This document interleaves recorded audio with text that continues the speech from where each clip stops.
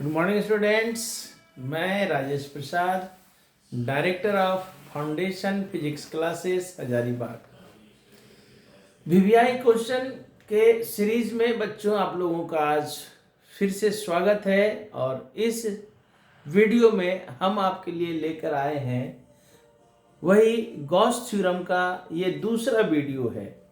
Gauss theorem से related चूंकि questions ज़्यादा आते हैं इसलिए ये गॉस थ्योरम का दो वीडियो हो गया। एक वीडियो में हम लोग दो क्वेश्चन देखा था, है ना, और गॉस थ्योरम भी पूछा था और उसको प्रूव करने भी पूछा था, state Gauss theorem and prove Gauss state and prove Gauss theorem. और दूसरा क्वेश्चन था electric field due to a thin charge spherical shell. बच्चों गॉस थ्योरम में चूंकि आप लोग पढ़े हैं तो आपको पता है कि गॉस थ्योरम में टोटल 3 एप्लीकेशंस हैं और कोई भी एप्लीकेशन पूछते रहता है। तो ये एक और एप्लीकेशन है गॉस थ्योरम का। तो यहाँ पर भी है state Gauss's law in electrostatics. तो स्टेटमेंट तो आप जान ही रहे हैं। हालांकि चलिए ये नया क्वेश्चन है, नया वीडियो है, तो इसको हम लिख देते हैं क्योंकि हो सकता है कि कोई पहली बार वीडियो देख रहा हो और डायरेक्ट इसी वीडियो को देखे तो फिर उसको डाउट हो जाएगा कि सर वीडियो में गॉस थ्योरम तो लिखबो नहीं किए हैं। तो चलिए लिख देते हैं आंसर। इसका क्या है भाई? गॉस थ्योरम का स्टेटमेंट अकॉर्डिंग गॉसेस, यहाँ पर लिख देंगे गॉसेस लॉ, यहाँ टॉपिक डाल देंगे। देखिए एग्जाम में थोड़ा तरीके से लिखिएगा ना तो एग्जामिनर जो है वो खुश रहेगा कि हाँ बच्चा ढंग से लिखा है। बार बार बोल रहे हैं क्वेश्चन में अगर 2-3 पार्ट है तो कौन सा पार्ट आप डेफिनेशन लिख रहे हैं कि एक्सप्रेशन कर रहे हैं कि उसका न्यूमेरिकल कर रहे हैं, ये थोड़ा इंडिकेट कर देंगे कॉपी में ना, तो बहुत सुंदर एग्जामिनर जो है इंप्रेस हो जाएगा जो कॉपी जांच रहा होगा आपका। तो यहाँ पर क्या डायरेक्ट हम अकॉर्डिंग टू दिस थ्योरम, अरे क्या कौन सा थ्योरम? तो गॉसेस लॉ, क्योंकि इसने कहा है स्टेट गॉसेस लॉ। तो क्या अब यहां से लिखेंगे according to this law the total electric flux over a closed surface is equal to 1 by epsilon naught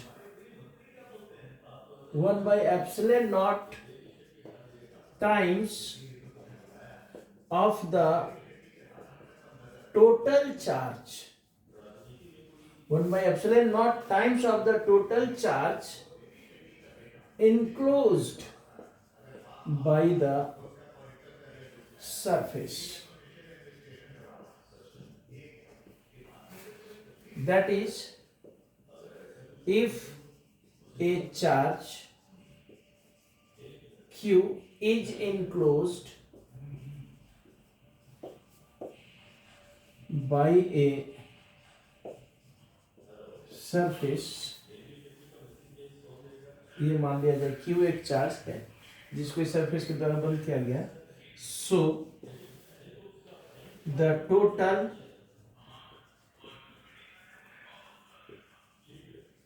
electric flux through the surface phi is equal to 1 by epsilon naught times of the Q total. यही है ना? that is phi is equal to Q total by epsilon naught. This is the Gauss's theorem. Okay अब थोड़ा इसको समझ लेंगे sir क्या लिखे, क्योंकि जगह भर जाने के बाद फिर मिटाएंगे क्योंकि अभी एक पार्ट और है, तो इसको समझ ही लेते हैं साथ में। तो क्या कह रहा है भाई गॉस थ्योरम, गॉस लॉ क्या कह रहा है? तो आपको पहले भी बता चुके हैं, गॉस लॉ को हम लोग गॉस थ्योरम का स्टेटमेंट एंड प्रूफ में भी समझे हैं, लेकिन फिर से ये नया वीडियो है, नया क्वेश्चन है। बता दें गॉस थ्योरम जो है इलेक्ट्रिक फ्लक्स निकालने का एक थ्योरम है, लेकिन किसका इलेक्ट्रिक फ्लक्स?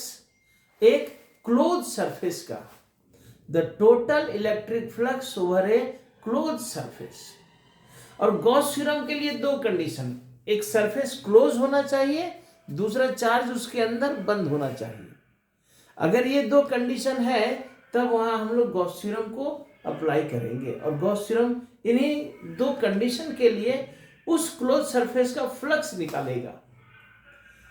एक क्लोज सरफेस होना चाहिए और चार्ज उसके अंदर बंद होना चाहिए, तब उस क्लोज सरफेस का फ्लक्स कितना होता है ये गॉस अपने थ्योरम में बताते हैं। क्या कहते हैं कि the total electric flux over a close surface, किसी क्लोज सरफेस का टोटल फ्लक्स कितना होगा, तो is equal to 1/ε0 times of the total charge enclosed by the surface. उस सरफेस के अंदर कितना चार्ज बंद है ना, उस क्लोज सरफेस के अंदर कितना चार्ज बंद है उसका 1/ε0 टाइम्स। यानी कि अगर किसी क्लोज सरफेस के अंदर 10 कूलम चार्ज बंद है तो उस क्लोज सरफेस का टोटल फ्लक्स कितना होगा, तो 1/ε0 इंटू 10। टाइम्स का मतलब क्या, गुना। कितना गुना, तो जितना चार्ज बंद है उसका 1/ε0 टाइम्स। तो अगर 10 कूलम चार्ज बंद है तो 1/ε0 गुना 10, 50 कूलम चार्ज बंद होगा तो 1/ε0 इंटू 50। आया समझ में कि किसी क्लोज सरफेस का फ्लक्स कितना होगा, तो उस क्लोज सरफेस के अंदर जितना चार्ज बंद है उसका 1/ε0 times the total electric flux over a closed surface is equal to 1/ε0 times of the total charge, कौन वाला charge, enclosed by the surface। है समझ में, ये था आपका स्टेटमेंट। हमने एक चार्ज लिया Q, इसको इनक्लोज करा दिया इस सरफेस के द्वारा। अब जब Q चार्ज बंद है तो इसका total electric flux through the surface कितना हो जाएगा, phi is equal to 1/ε0 into Q total, जितना भी होगा ये Q। ओके, ये था स्टेटमेंट गॉस थ्योरम का। अब आगे क्या कह रहा है, is using this law derive an expression for the electric field due to a uniformly charged infinite plane sheet। एक बहुत ही पतला प्लेन शीट है और लेकिन चार्ज, अब भाई चार्ज है तो फील्ड होगा ना, तो उस इन्फिनाइट चार्ज प्लेन शीट के कारण किसी पॉइंट पर हमको इलेक्ट्रिक फील्ड निकालना है। चलिए, तो यहां पर टॉपिक हो जाएगा, यानी इसी को लिख देते हैं कि अब स्टेटमेंट हो गया। अब क्या करना है, expression for electric field due to N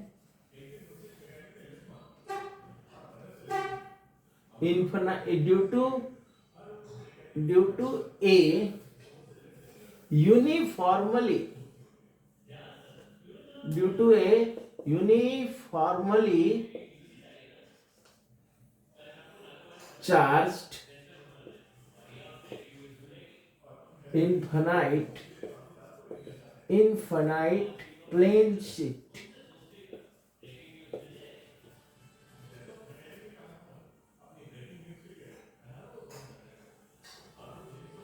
तो फिर एक चार्ज शीट लीजिए। तो इसके लिए क्या करना होगा, तो जो काम करने बोल रहा है उसी को कंसीडर कर लेते हैं हम लोग।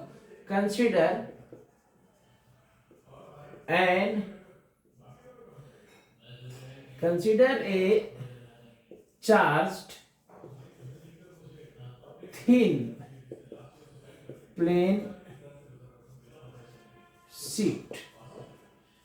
एक चार्ज थिन शीट लीजिए,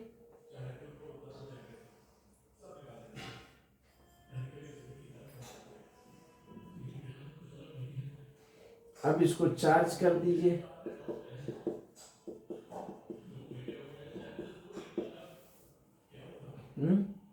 और एक पॉइंट P लेना होगा जहां पर हमको इलेक्ट्रिक फील्ड निकालना है। चलिए क्या क्या ले लिए भाई, एक शीट ले लिए, तो इस शीट का क्या होगा, late plus Q charge in the sheet, sheet को चार्ज करना होगा, चार्ज शीट लेना है ना, तो चार्ज इन द शीट। फिर हम लोग ए मान लिया जाए, एरिया ऑफ द शीट, फिर पी ले लिया जाए, एक point at which we have to find क्या, इलेक्ट्रिक फील्ड ई। ठीक है, एक चार्ज शीट के कारण इलेक्ट्रिक फील्ड निकालना है, तो पहले एक चार्ज शीट ले लिए। ठीक है, एक चार्ज शीट ले लिए। अब शीट को कितना चार्ज किए, प्लस क्यू, शीट का एरिया कितना है तो ए, और जिस पॉइंट पर फील्ड निकालना है वो पॉइंट ले लिया गया। लेकिन अच्छा, शीट में जब चार्ज है, शीट का एरिया है, तो इसमें कौन सा डेंसिटी हुआ होगा, कौन सा चार्ज डेंसिटी होगा, तो सर एरिया में जो चार्ज बढ़ता है that it is called surface charge density. तो सिग्मा भी ले लिया जाए, sigma is equal to Q by A equal to surface charge density, ऐसा ही ना। चलिए फिर अब आगे प्रोसेस। लेकिन प्रोसेस करने से पहले ये तो दिमाग में आ जाना चाहिए कि सर काम करना कैसे है, तो सर गॉस थ्योरम लगा के करना है। क्या कह रहा है, यूजिंग दिस लॉ, कौन सा लॉ, ऊपर जो लिखा हुआ है गॉसेस लॉ, गॉसेस लॉ का यूज करके हमको क्या करना है, इलेक्ट्रिक फील्ड निकालना है इस शीट का उस पॉइंट पर, पी पॉइंट पर। तो सर गॉसेस लॉ यूज करने के लिए तभी तो स्टेटमेंट हमें बताए, गॉसेस लॉ तभी यूज होगा। ठीक है, गॉस लॉ फ्लक्स निकालने का थ्योरम है, लेकिन हम किसका फ्लक्स, कब, तो एक क्लोज सरफेस का फ्लक्स, और कब जब चार्ज उसके अंदर बंद होगा तब ना।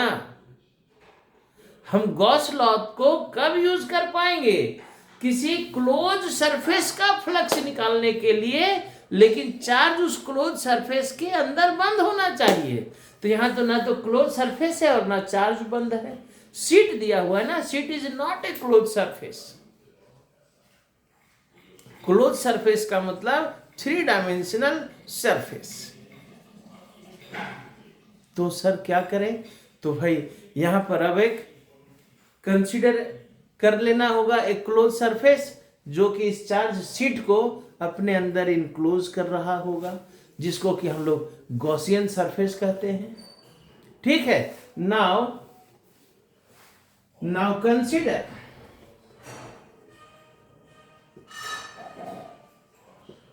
कंसीडर ए कैसा, तो ये ऐसा सिलिंड्रिकल गॉसियन सरफेस ले लीजिए ना।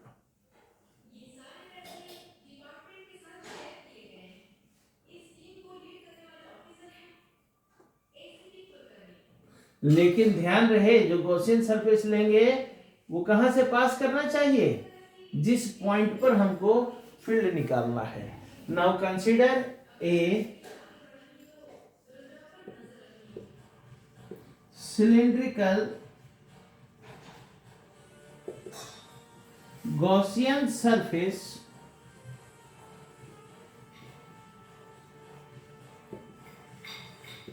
passing through the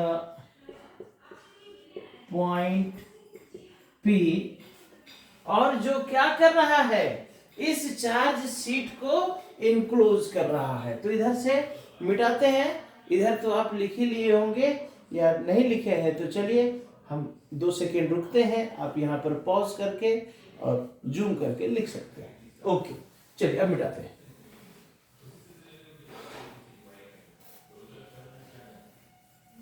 क्योंकि गॉस थ्योरम आपको एक्सप्लेन कर दिए, तो अब इसका जरूरत नहीं है ना, तो इधर जगह बना लेते हैं ताकि आसानी से हम लोग इसको डिराइव कर सके। चलिए हो गया।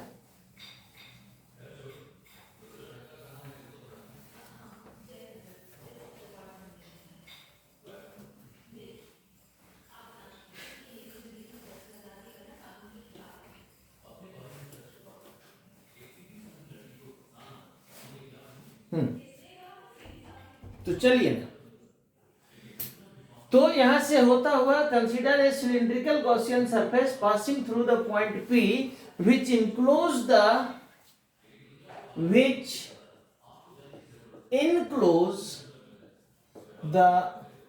charged sheet, जो कि इस चार्ज शीट को क्या करे, इनक्लोज करे। कर दिए भाई, लेट कर लिए। अब जब हम लोग गॉसियन सरफेस ले लेते हैं ना, अब यहां से प्रोसेस आसान हो जाता है।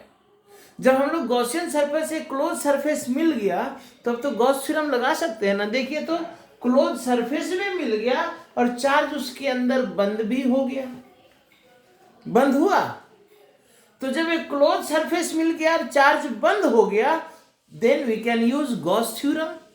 अब तो गॉस थ्योरम लगा सकते हैं ना। गॉस थ्योरम क्या कहा था कि अब ये जो क्लोज सरफेस मिला, इसका टोटल फ्लक्स होगा कितना। Now from Gauss's law the total electric flux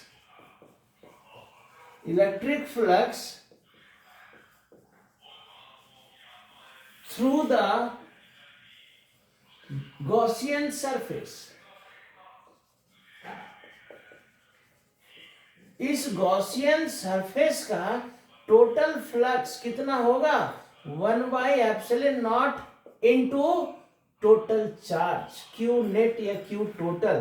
तो भाई सीट पूरा ना बंद हुआ, तो जब सीट पूरा बंद हुआ तो सीट में कितना चार्ज हम लोग माने हुए थे, क्यू। तो आपका जो फ्लक्स हो जाएगा phi is equal to Q by epsilon. This is equation 1। अब इस गॉसियन सरफेस का एक बार फ्लक्स निकाल लिए थ्योरम लगा करके, और हम फ्लक्स को इंटीग्रेशन करके भी। तो इसी गॉसियन सरफेस का also the total electric flux through the Gaussian surface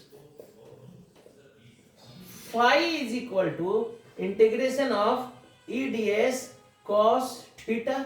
लिख सकते हैं ना, होल सरफेस जो भी है भाई, यहाँ का होल सरफेस कितना है, ये वाला है, देन ये ए होगा कितना, तो पाई आर स्क्वायर यानी कि बोल सकते हैं, सॉरी अभी टोटल पूरे सिलेंडर का 2 pi R into R plus L.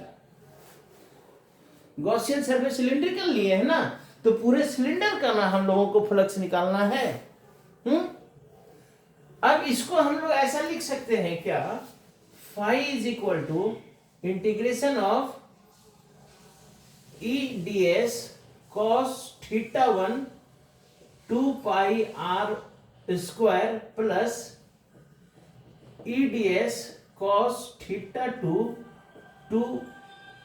Pi are l. कैसे लिख दिया सर, अरे तो इसी को अलग कर दिया ना, 2 पाई आर स्क्वायर और प्लस 2, तो प्लस कर दिया 2 pi R L. Total area को दो पार्ट में बांट करके निकाल लेते हैं, क्या दिक्कत है।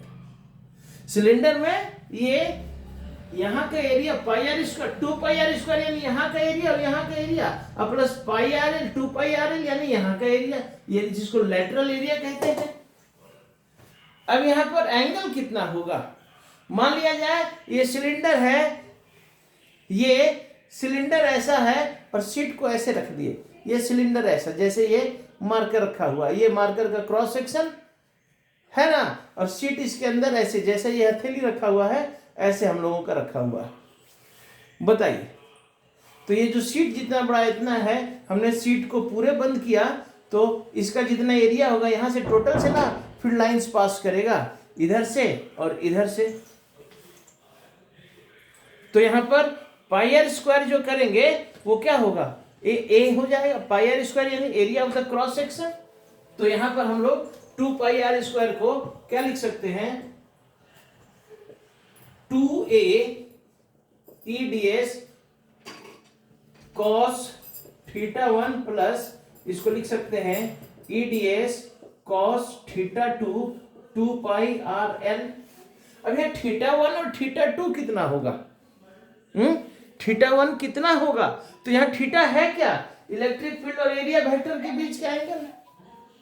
इलेक्ट्रिक फील्ड और एरिया वेक्टर के बीच का एंगल।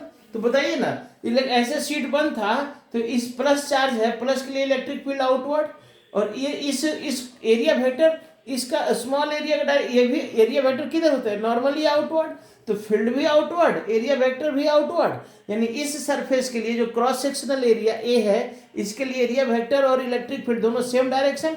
इधर भी वही बात है, यानी कि यहाँ पर ये थीटा 1 हमारा हो जाएगा 0 डिग्री, लेकिन ये जो 2 पाई RL, ये जो लेटरल एरिया है 2 पाई RL वाला, ये वाला जो एरिया है, इसके लिए फील्ड तो ऐसा है ना भाई, लेकिन इसका एरिया इधर, इसका एरिया इधर, इसका एरिया, यानी कि क्या हो रहा है? 90 डिग्री। तो यहाँ लिख देंगे as theta 1 is equal to 0 degree and theta 2 equal to 90 degree. Therefore phi is equal to क्या हो जाएगा? ई बाहर, ds का इंटीग्रेशन कहाँ तक? 2a तक, यानी कि हम लिख सकते हैं यहाँ पर ये प्लस 0 ना, cos 90 0, then phi is equal to क्या हो जाएगा? e into 2a। This is equation number 2। अब इन दोनों इक्वेशन को इक्वेट करा दीजिए। आपका क्यों इक्वेट कराना है? क्योंकि ये जो हमारा फ्लक्स निकला है इंटीग्रेशन से, ये भी इसी गॉसियन सरफेस का निकाला गया, और ये जो गॉस थ्योरम से फ्लक्स निकाला गया है, ये भी इसी गॉसियन सरफेस का ही निकाला गया। तो दोनों तो फ्लक्स एक ही सरफेस के निकाला जा रहा है, लेकिन अंतर क्या है कि एक बार हमने थ्योरम लगा के निकाला, लॉ लगा के निकाला, और एक बार जो इंटीग्रेशन का मेथड है उससे निकाले। अब इन दोनों इक्वेशन को इक्वेट करा देते हैं, यहां से हमारा ई का वैल्यू निकल जाएगा। ठीक है, इक्वेटिंग 1 और 2 क्या मिल जाएगा भाई? यहीं पर लिखते हैं ना, थोड़ा सा लिख दे यहीं पर। इतना तो कर ही सकते हैं, समझ सकते हैं। इक्वेटिंग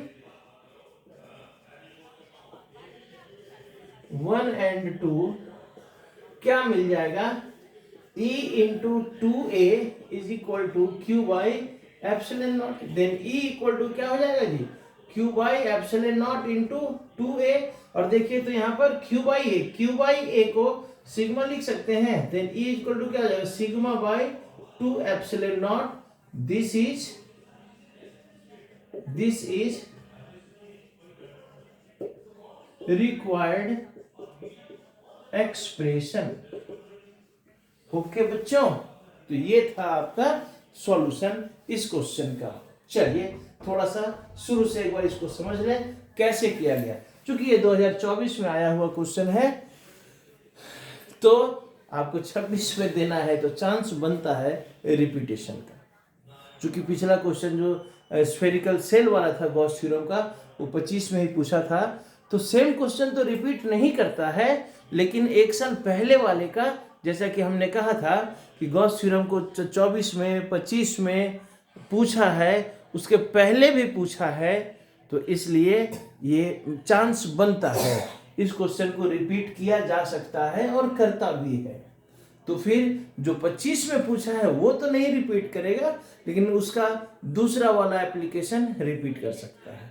तो अगर 25 में स्फेरिकल सेल पूछा, तो 24 में जो पूछा था उसको फिर से रिपीट कर सकता है।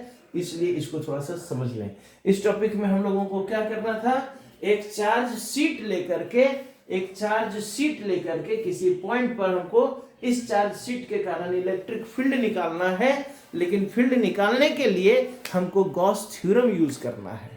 तो पहले एक चार्ज शीट ले लीजिए। इस चार्ज शीट को में कितना चार्ज है, इस शीट का एरिया कितना है, और एक पॉइंट ले लीजिए P, जहां पर हमको इलेक्ट्रिक फील्ड निकालना है। ठीक है, लेकिन आगे प्रोसेस करने से पहले दिमाग में ये बात लाना होगा कि हमको यूज किसको करना है? गॉस थ्योरम को। और गॉस थ्योरम को यूज करने के लिए हमारे पास एक क्लोज सरफेस होना चाहिए और चार्ज उसके अंदर बंद होना चाहिए। अगर ऐसा कंडीशन दिया है तो गॉस थ्योरम लगेगा, और अगर ऐसा कंडीशन नहीं दिया है तो गॉस थ्योरम नहीं लगेगा। फिर कैसे लगाएंगे? तो फिर वहां पर हमको गॉस थ्योरम का जो कंडीशन है उसको मान लेना होगा।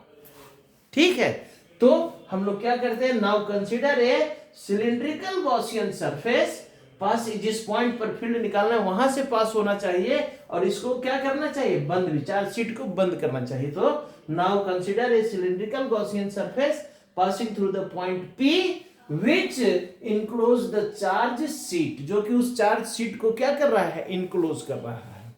और जब ऐसा कर लेते हैं बच्चों, हम लोगों को जब गॉसियन सरफेस मिल जाता है, तब अब उस गॉसियन सरफेस का 2 बार फ्लक्स निकालेंगे।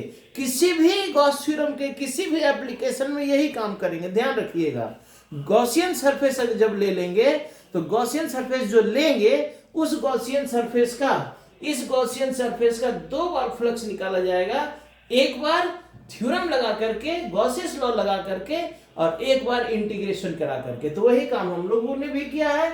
Now from Gauss law the total electric flux through the Gaussian surface is equal to, Gauss law क्या कहता है, 1/ε0 times of the total charge, यानी कि q/ε0 ऑल्सो। और फिर एक बार अब यही काम फिर से करेंगे, यानी फ्लक्स निकालेंगे, लेकिन इस बार कैसे, ds cos थीटा से in the whole area cylinder का टोटल एरिया कितना, 2πr into r plus L.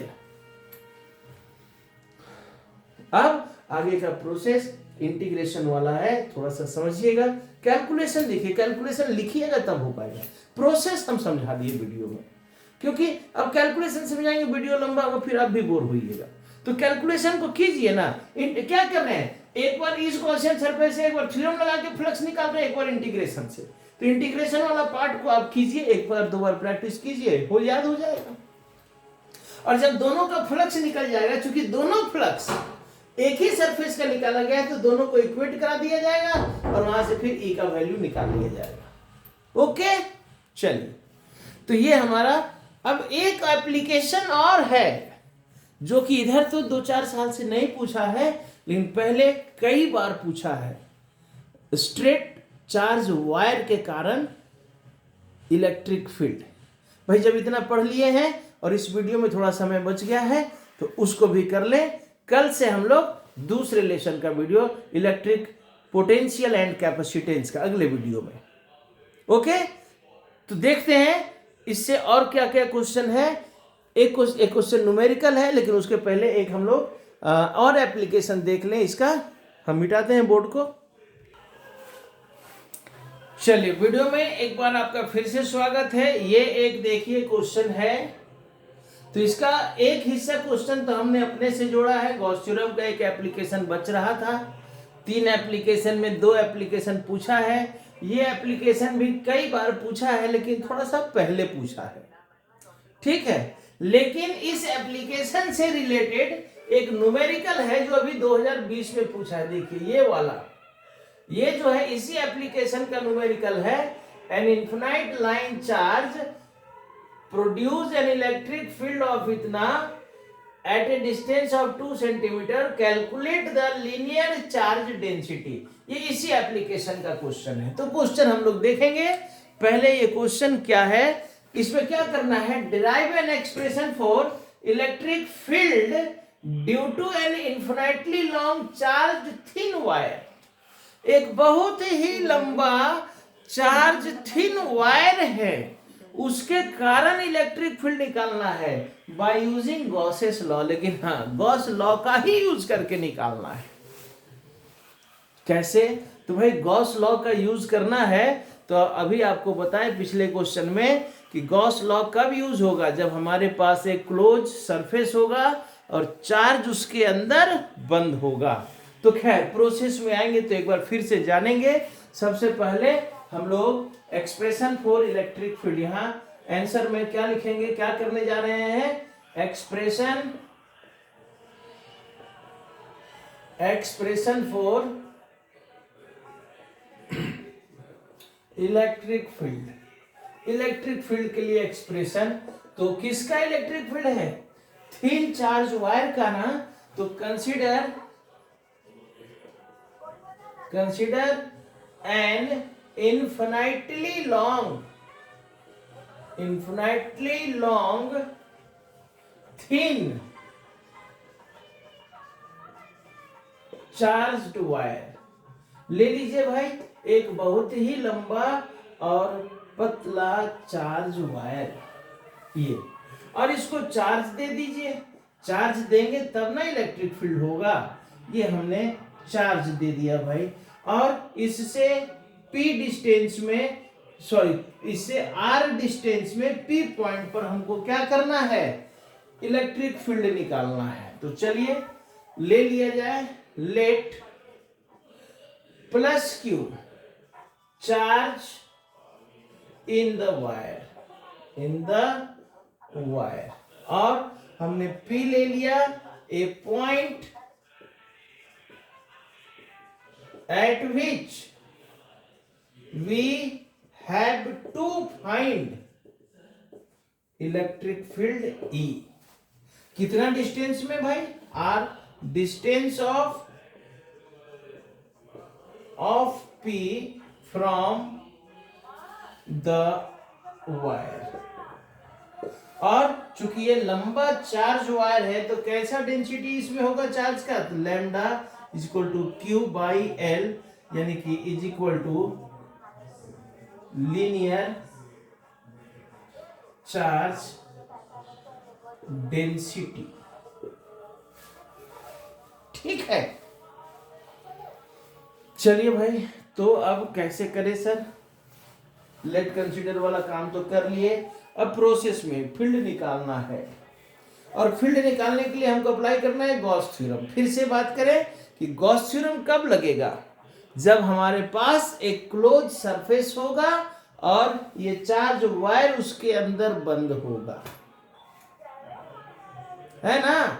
तो सबसे पहले यहां पर कंसीडर करना होगा एक, यहां पर भी हम लोग सिलिंड्रिकल गॉसियन सरफेस ले ले, मान ले।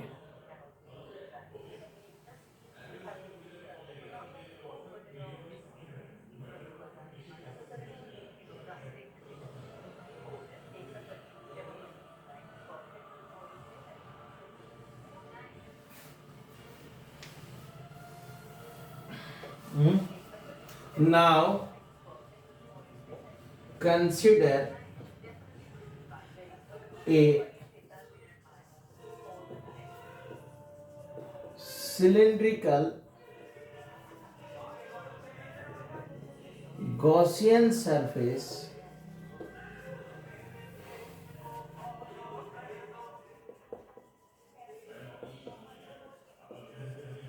passing through the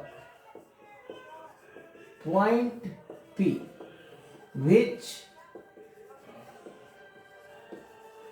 enclose the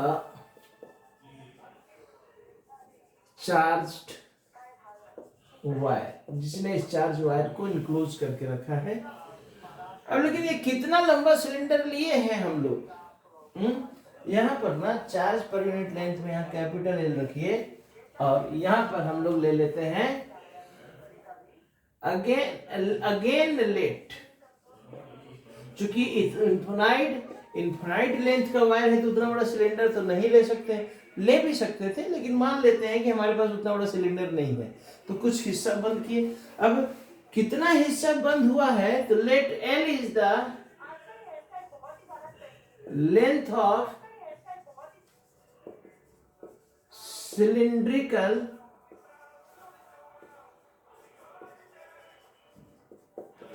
Gaussian surface. Cylindrical Gaussian surface का लेंथ को हम लोग मान लिए L। अब जब इसका लेंथ L है तो सिलेंडर का ही लेंथ L है, तो इसमें तो जो चार्ज बंद हुआ उसका भी तो लेंथ L ही होगा ना।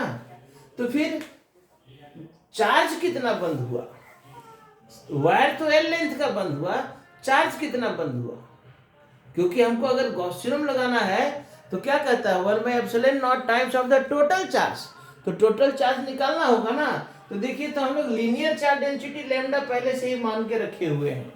लीनियर चार्ज डेंसिटी क्या होता है, charge per unit length, unit length में कितना चार्ज है तो लैम्डा, इसको लैम्डा कह रहे हैं, charge per unit length linear charge density.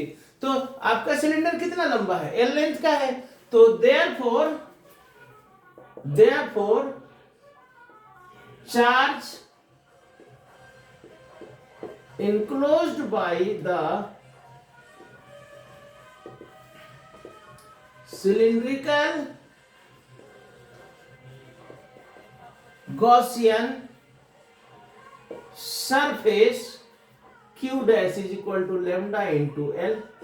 अब देखिए तो हमारे पास गॉसियन सरफेस भी मिल गया और उसके अंदर कितना चार्ज बंद है ये भी पता चल गया। अब हम आपको क्या बता रहे हैं, पिछला 2 एप्लीकेशन में बताए कि जब सिलिंड्रिकल गॉसियन सरफेस मिल जाएगा तो इस गॉसियन सरफेस का 2 बार फ्लक्स निकाल देंगे। कैसे कैसे भैया, एक बार थ्योरम लगा करके, एक बार इंटीग्रेशन करा करके। तो चलिए now the total electric flux through the Gaussian surface phi is equal to 1 by epsilon naught into q net।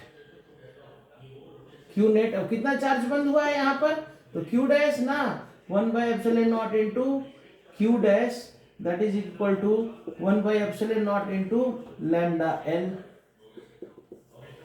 ये हमारा निकल गया। क्या क्या लिखे कि कितना चार्ज इसके अंदर, कितना चार्ज बंद हुआ, तो यही बोला ना जितना हिस्सा बंद हुआ इतना ही ना चार्ज बंद होगा भाई।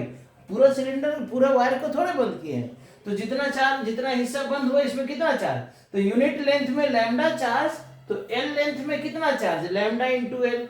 यानी कि इस सिलेंडर के अंदर जो चार्ज बंद हुआ वो आपका लैम्डा इंटू एल है।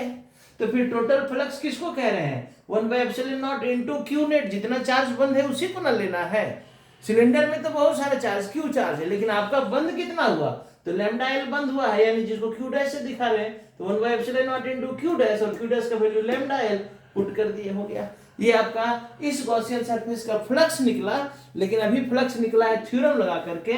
ऑल्सो इसी काम को हम लोग ऐसे भी लिख सकते हैं, also total electric flux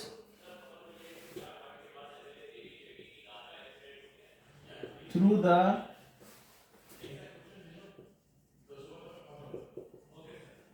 Gaussian surface phi is equal to integration of E ds cos theta 2 pi r into r plus l। Cylinder का टोटल एरिया में इंटीग्रेट करा दीजिए ना। अभी तो हम लोग पिछला क्वेश्चन में भी यही काम किए थे, जैसा सरफेस लेंगे उसका टोटल एरिया में इंटीग्रेट कराना होगा। चलिए अब इसको इंटीग्रेट करा दीजिए। अब जो आएगा, चूंकि इसी सरफेस का फ्लक्स ये भी थ्योरम से भी निकला है और इसी सरफेस का फ्लक्स हम लोग इंटीग्रेशन से निकाल रहे हैं। तो जल्दी से हम थोड़ा सा इधर मिटाते हैं, थोड़ा सा काम है इधर मिटाने का जरूरत पड़ गया।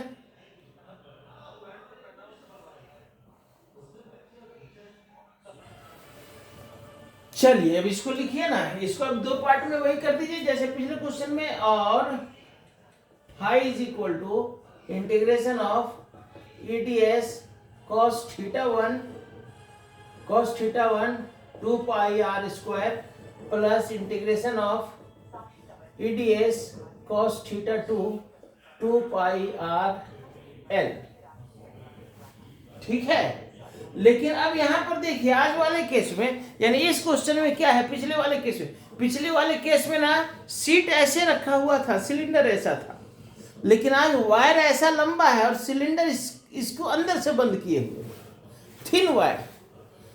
तो अब यहां पर देखेंगे तो फील्ड लाइंस का डायरेक्शन क्या होगा, ऐसा हो जाएगा, इधर से इस डायरेक्शन में होगा ना, यानी इस एरिया। अब यहां पर जो एरिया वेक्टर होगा इसका भी डायरेक्शन इधर होगा, यानी ये जो 2 पाई आर एल वाला है, इलेक्ट्रिक फील्ड इधर और एरिया वेक्टर भी इधर। लेकिन अगर ये वाला जो पाई आर स्क्वायर वाला हिस्सा है, ये वाला और ये वाला, इसका एरिया वेक्टर तो इधर ना आएगा और इलेक्ट्रिक फील्ड इधर है, तो यहाँ पर एंगल कितना बन रहा है, 90 डिग्री। यानी इस एरिया के लिए as theta 1 is equal to आज बन गया 90 डिग्री, 2 पाई आर वाले एरिया के लिए, लेकिन इसके लिए एंड θ2 इक्वल टू 0 डिग्री, तो ये cos 90 ये 0 हो जाएगा, then phi is equal to क्या हो जाएगा सर, ई डी एस, और cos 0 2 पाई आर एल तक, that is phi equal to E into 2 pi are l. ये आ गया इक्वेशन 3। अब ये फ्लक्स निकला था इंटीग्रेशन से, और ये फ्लक्स निकला कैसे, थ्योरम से। तो लेकिन दोनों फ्लक्स तो एक ही एरिया का निकल रहा है, तो इक्वेट करा देंगे, equating 2 and 3 E into 2 pi are L is equal to आ गया है 1 by epsilon naught into lambda L, L से L cancel, then E is equal to क्या हो गया भाई, lambda by 2 pi are epsilon not.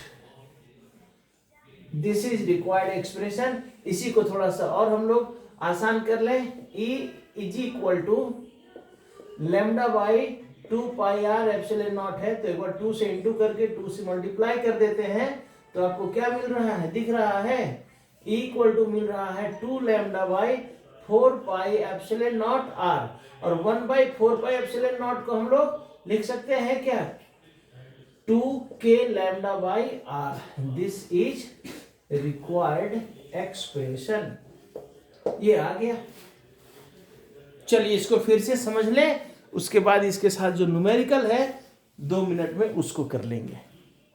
तो यहां पर समझना क्या है, अरे बाबा एक ही क्वेश्चन तो बार बार, कल भी हम लोग गॉस थ्योरम का एप्लीकेशन किए, आज इसके पहले वाले गॉस थ्योरम, इसके पहले वाले क्वेश्चन में गॉस थ्योरम का एप्लीकेशन किए, फिर से एक बार ये क्वेश्चन है। इसमें क्या करना था, एक चार्ज वायर के कारण एक पॉइंट पर, इस पॉइंट पी पर इलेक्ट्रिक फील्ड निकालना है।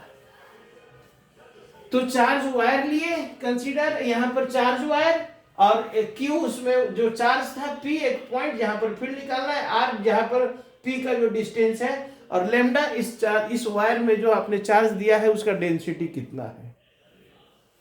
लेकिन चूंकि गॉस थ्योरम अप्लाई करना है, तो गॉस थ्योरम तभी अप्लाई हो पाएगा ना जब हमारे पास एक क्लोज सरफेस होगा और चार्ज उसके अंदर बंद होगा।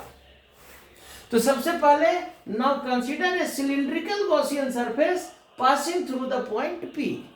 पी पॉइंट से होता हुआ एक सिलेंडर के आकार का सिलिंड्रिकल गॉसियन सरफेस लेते हैं, और जो इस चार्ज वायर को क्या कर रहा है, इंक्लोज कर रहा है। ठीक है, लेकिन चूंकि वायर इनफिनाइट लेंथ का था, इसलिए हम लोगों ने उतना बड़ा सिलेंडर यूज नहीं किया। तो जितना बड़ा सिलेंडर यूज किया उसका लेंथ मान लेते हैं, late L is the length of the cylindrical Gaussian surface। अब जब भाई थोड़ा ही सा लेंथ बंद किए तो कितना चार्ज बंद हुआ होगा, तो पहले उस चार्ज को निकाल लेते हैं। तो अगर लैम्डा यूनिट लेंथ का चार्ज है, तो L लेंथ में कितना चार्ज बंद हुआ होगा, lambda into L। So charge enclosed by the cylindrical Gaussian surface, Q dash equal to lambda L। अब हमारे पास क्लोज सरफेस भी मिल गया और जितना चार्ज बंद किए हैं वो भी मिल गया, तो टोटल इलेक्ट्रिक फ्लक्स। अब तो आसान हो गया ना प्रोसेस। गॉसियन सरफेस मिलने के बाद तो काम तो हमारा 2 स्टेप का। पहला स्टेप में उस गॉसियन सरफेस का फ्लक्स निकाल देना है, कैसे, थ्योरम लगा करके, और दूसरा स्टेप में उसी गॉसियन सरफेस का फिर से फ्लक्स निकाल देना है इंटीग्रेशन करके। तो थ्योरम लगा करके फ्लक्स कितना होगा, 1 by epsilon naught into total charge. तो 1 by epsilon naught into total charge कितना माने, क्यू डैश, और क्यू डैश कितना आया है, लैम्डा एल। ऑल्सो अब इसी सरफेस का flux, also total electric flux through the Gaussian surface, इसी सरफेस का फ्लक्स अब इंटीग्रेशन से निकाल देंगे। अब इंटीग्रेशन कहां तक, in the whole area, cylinder का टोटल एरिया कितना, 2 pi R into R plus L, पूरे एरिया का ना सरफेस निकाला, फ्लक्स निकाला जा रहा है। तो ये हमने इंटीग्रेट करा दिया। अब इंटीग्रेशन इसको 2 pi are L into R plus L को हम लोग 2 पार्ट में कर दिए। ये अब यहाँ से थीटा आपको समझाए कैसे, तो वायर पतला वायर है तो फील्ड का डायरेक्शन इधर इधर होगा, यानी लेटरल एरिया का जो एरिया वेक्टर है बाहर की ओर, लेकिन इस सरफेस के लिए एरिया वेक्टर तो अपवर्ड, इसके लिए डाउनवर्ड। तो इसके लिए अपवर्ड डाउनवर्ड यानी यहाँ 90 बन रहा है, तो ये आपका थीटा 190 और ये 0, यहाँ से आपका सॉल्व हो गया। ठीक है, चलिए अब इसके साथ जो न्यूमेरिकल था वो 2020 में आया हुआ है बाबू, तो थोड़ा सा ध्यान देंगे, इस एक्सप्रेशन को याद रखेंगे। उसके बाद ही न्यूमेरिकल वो वाला समझ में आएगा, क्योंकि इसी टॉपिक का न्यूमेरिकल है, इसीलिए तो बोल रहे हैं ना। देखिए गॉस थ्योरम से कभी न्यूमेरिकल पूछ रहा है, गॉस थ्योरम से कभी 20 में पूछा, 24 में पूछा, 25 में पूछा, 21 में एग्जाम नहीं हुआ, 22 में एक ही टर्म में एग्जाम हुआ, यानी उस हिसाब से देखिए तो सिर्फ 23 में छूटा है। तो हो सकता है फिर 26 में पूछ दे, न्यूमेरिकल पूछ दे, या फिर वायर वाला जो अभी 2 4 5 साल से नहीं पूछा है वायर वाला पूछ दे। तो गॉस थ्योरम को जरूर से जरूर गॉस थ्योरम को करके जाइए, इसका सारा एप्लीकेशन। हाँ, जो एप्लीकेशन 25 में पूछा है उसको आप नहीं कर सकते हैं, बाकी 2 एप्लीकेशन जो है आपको श्योर करके जाना होगा गॉस थ्योरम से। कौन कौन वाला एप्लीकेशन है? कौन कौन वाला एप्लीकेशन? सीट वाला एप्लीकेशन और वायर वाला एप्लीकेशन। सीट वाला 24 में पूछा है और इन्फिनाइट लेंथ का वायर वाला नहीं पूछा इधर 4-5 साल से। चलिए न्यूमेरिकल क्या था? न्यूमेरिकल क्या था? न्यूमेरिकल था कि एक इन्फिनाइट सॉल्यूशन, न्यूमेरिकल इसी क्वेश्चन का जो न्यूमेरिकल था क्या था कि इन्फिनाइट लाइन चार्ज, एक इन्फिनाइट लाइन चार्ज है, यानी यही वाला लेंथ वाला चार्ज है, produce an electric field, electric field produce कर रहा है 1.8 इंटू 10⁵ न्यूटन पर कूलम का। कहां पर? एट ए डिस्टेंस ऑफ, इस वायर से आर दिया हुआ है 2 सेंटीमीटर की दूरी पर। तो calculate the linear charge density, यानी आपको लैम्डा निकालने बोल रहा है। देखिए तो कितना आसान सा क्वेश्चन दे दिया, अभी तो हम लोग इसी को पढ़े ना। अब इस चार्ज इस वायर के कारण यहाँ का पहले ये 2 सेंटीमीटर है, तो इसको हम लोग कर देते हैं 0.02 मीटर। अब इस चार्ज वायर के कारण भैया, इस चार्ज वायर के कारण यहाँ पर इलेक्ट्रिक फील्ड अभी निकाले ना हम लोग, कितना आया? तो as E is equal to 2k lambda by क्या? आर। तो यहाँ पर हमारा E दिया हुआ है, R दिया हुआ है, तो भैया लैम्डा नहीं निकल जाएगा। Therefore lambda is equal to E into r by 2k। अब वैल्यू बैठाइए ना, है वैल्यू बैठाइए, कितना E कितना दिया हुआ है? Lambda is equal to 1.8 into 10⁵ E equal to, और R दिया हुआ 0.02, और यहाँ से 2 इंटू k का वैल्यू कितना होता है? 9 इंटू 10⁹। सॉल्व तो हो गया।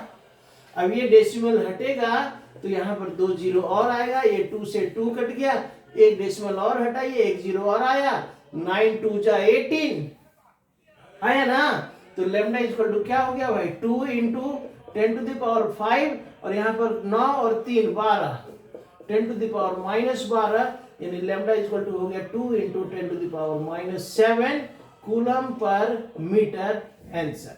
देखिए तो कितना हार्ड क्वेश्चन दिया था। तो इसीलिए इस क्वेश्चन को हम डेरिवेशन के साथ बताए कि पहले आप जान लीजिए कि इस पॉइंट पर अभी हम लोग डिराइव किए कि इलेक्ट्रिक फील्ड कितना होगा, तो 2k lambda by are. Okay बच्चों, तो ये देखिए हमारा 5 वीडियो लगा। 5 वीडियो में पहला lesson electric charge and field complete हो गया।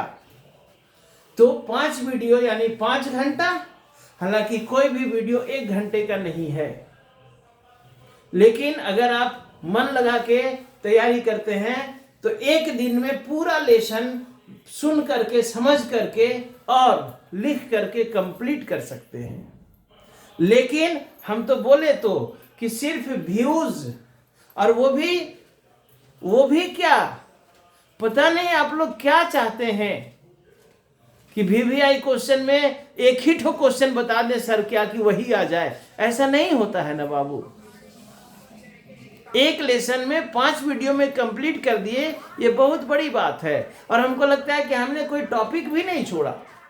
जितना क्वेश्चन आया हुआ है इस लेसन से, ये 5 वीडियो में सारा चार्ज और उसका प्रॉपर्टी का क्वेश्चन, कूलम्स लॉ का क्वेश्चन, इलेक्ट्रिक फील्ड का question, axial line, equatorial line, देखिए इक्वाटोरियल लाइन आया है, एक्सियल लाइन भी हमने कराया, टॉर्क का क्वेश्चन, इलेक्ट्रिक फील्ड लाइंस का क्वेश्चन, इलेक्ट्रिक फ्लक्स का क्वेश्चन, गॉस थ्योरम का, इतना पढ़ लीजिएगा ना तो एक भी क्वेश्चन नहीं छूटेगा बाबू, ये जान लीजिए।